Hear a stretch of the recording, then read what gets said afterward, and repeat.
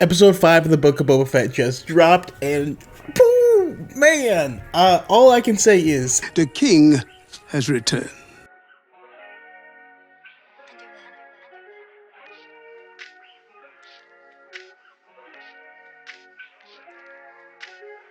that was pretty much a joke when I say the king has returned. Yes, we got Din Djarin back, and it was amazing. There's going to be a ton of jokes out there how this was, oh, Mandalorian, is there going to be any Boba Fett in the Book of Boba Fett?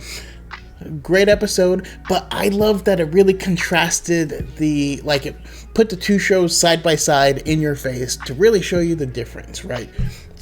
Completely different story, completely different narrative, and I'm here for it. The thing that I'm finding really interesting, though, is the headcanons that everyone seems to have had about Boba Fett is actually true of Din, right? Because Boba Fett didn't really do anything in the original trilogy. He just kind of looked badass, and so we assumed all this badass stuff about him. But he just looked really cool. That's exactly what we get in Din Djarin. Versus Boba Fett, who we actually had a lot of decent backstory of from Clone Wars. And, the kid's emotional state and wanting to belong and, learning how to be a bounty hunter and all this stuff. I don't know. I just think it's really interesting. This episode was really special. I think Bryce Dallas Howard did an amazing job. We need to just give her a Star Wars show already. We already know her family has a huge, long-lasting legacy in this show. And I want her touching all of the Mandalore because she did a great job in it because she directed the episode that introduced Bo-Katan into the Mandalorian, as well as this one. And, whew, it was great. But I think the purpose of this episode was... I think season 3 of The Mandalorian is going to start with Din Djarin going and visiting Grogu, and he's going to show up and he's going to have a different ship. He's not going to have the spear. He's going to have a gift for Grogu, and we're going to wonder, hey, where did you get that? If you haven't seen, I think they were just meaning to answer questions that we were going to have at the start of season 3 of The Mandalorian, and they're just going to get it out of the way right now. I think in the past, they typically would have answered these questions in a comic or a book, but let's be honest. A lot of people would have complained if that happened, and it was badass to see in real life. That being said, I have an additional prediction. I think that Luke Skywalker is going to teach Din Djarin how to use a lightsaber. He can't go back to the armorer, but he got the first little bits of a lesson. Who else is he going to go to? He's going to go visit Grogu. He's going to learn how to be a badass with the lightsaber. And then he's going to come back and help Boba Fett. And it's going to be awesome. Speaking of the Darksaber, we see the devastating effect that happens if you aren't that skilled with it. You might cut off portions of your own body. It's not for the faint of heart. Obligatory Halo joke. I had to. It's an obligation. Someone might have to fact check me on this one, but I think this is the first instance of an Ishii Tib that we've seen in live action. So I think that's pretty cool. Not only that, but the actor who is doing the voice, I don't know if she's inside the costume itself, but that's the person that plays Rey in the Lego Holiday Specials. So that's pretty cool as well. Oh man, once we got down here, we got some of the best Mandalorian lore that we've seen in a long time. I'm here for it. The armorer is just still proving to be badass. Hopefully they come around.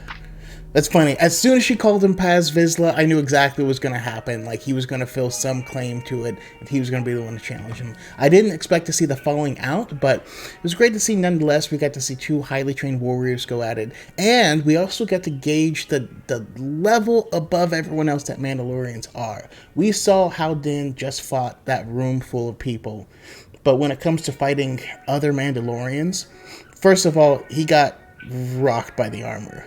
That wasn't even close. But this fight, it was great. I love the new piece of lore that we got about the spear. That the spear is basically made to kill Mandalorians. The Beskar is supposed to be used as armor, not as weapons. That was really interesting. But we get a little surprise. We get something made for Grogu. Trying to figure out what it is. This is what I think it is. He's getting some type of swag chain, for sure. And the sword you now possess, but it was gifted to her and not won by creed. Finally, we're able to put to bed what happened when Sabine Wren gave the Darksaber to Bo-Katan in the first place. She didn't win it in combat, and as a superstitious bunch, things just didn't go well. This is what I've been saying. Like, she got it and tried it once, things did not go well, and she was not going to try it again. But I also love, kind of the shade thrown at Bo-Katan. I think people are too hard on Bo-Katan, considering a lot of people are able to forgive Anakin, who did way, way, way worse stuff. But yeah, we'll see if she is able to get it together. It was interesting to get some type of validation on their small religious sect. Like, because they were separated from everyone else, that's what made their survival possible. But it's also what's holding them back. I think that's an interesting thought to have, and it's cool to see that Din is finally going to be forced to move on from it. Oh, this scene gave me chills. This is our first time seeing Mandalore in live action, but man, seeing the Night of 1,000 Tears is rough. Like, they got devastated, and that's saying a lot because their planet was already devastated. This scene also adds a lot of credence to why Din Djarin was so hard pressed to take back the Mandalorian armor from Cobb Vanth, right?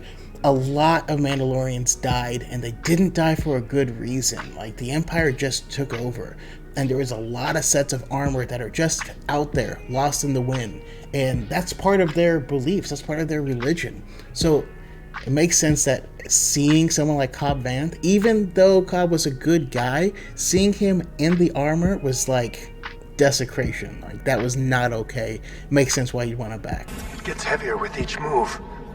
That is because you are fighting against the blade. Yes. Contrary to popular belief, lightsabers do have weight. They are heavy. This has been confirmed numerous times in Rebels and Clone Wars. They have substance. They have weight. It's directing a current of power. We know this. We've seen this explained to us several times, and we've specifically in Rebels when Sabine is learning how to use it. But it's been remarked on how heavy lightsabers are, and especially it's a nod to the original trilogy. They were supposed to be like great swords, to where it's really difficult to wield one with just one hand. Now we know that lore has changed, and the connection that you have with the lightsaber leads to you being able to use it better. I think we're going to get that here in The Mandalorian as well. I think that Din is going to learn a lot more of how to use a lightsaber, but he's going to learn it directly from Luke when he goes to visit Grogu. Alright, this is pretty cool to get a live action Womp Rat and a BD droid. I mean, the coloration is different from BD-1, the droid that we all know and love from Jedi Fallen Order, but just love seeing them. They're adorable. The way they act is awesome. N1 starfighters have always been one of my favorite ships of all time. I just love how they look. They're so sleek. I like how they explain it, that that being pre-Empire means that it's off the grid, plus it kind of matches his old school his old school aesthetic. It's cool that they got this ship. I think it's weird, though, as a bounty hunter, because a ship like the Razor Crest allowed him to have more people aboard to do missions where he's transporting someone from one place to another, to have racks where he's freezing people on in carbonite, and a place to store his weapons. I think it's a weird choice, but it looks cool, so yeah. That's good. I think it's cool that she's able to speak Jawa, just like we saw her speaking to the lizard person before. So Amy Sedaris is doing a killer job with the dialects. I really did not need to know that she dated Jawas. I didn't need this mouth thing. Dated a Jawa for a while. They're quite furry. Very furry. And I think we've confirmed that she's a furry, which, you do you, but I don't know. It was so cool to see Baker's Canyon, and oh my god, it's so nostalgic, because I absolutely love the pod racing scene in The Phantom Menace. It is one of my favorites. So yeah, I love revisiting the spots, but he navigated through Baker's Canyon pretty well, so I don't know, maybe it's not that hard to be a fighter pilot, but who knows? Who knows? I also really liked that we saw the Republic guys again. Mostly because the last time he had an interaction with him, what was that, episode 2 or 3 of Mandalorian season 2, where he got trapped on the ice planet from running from them, we got to see the difference in speed between the Razor Crest and these. Like, X-Wings are not slow, alright? They are not slow.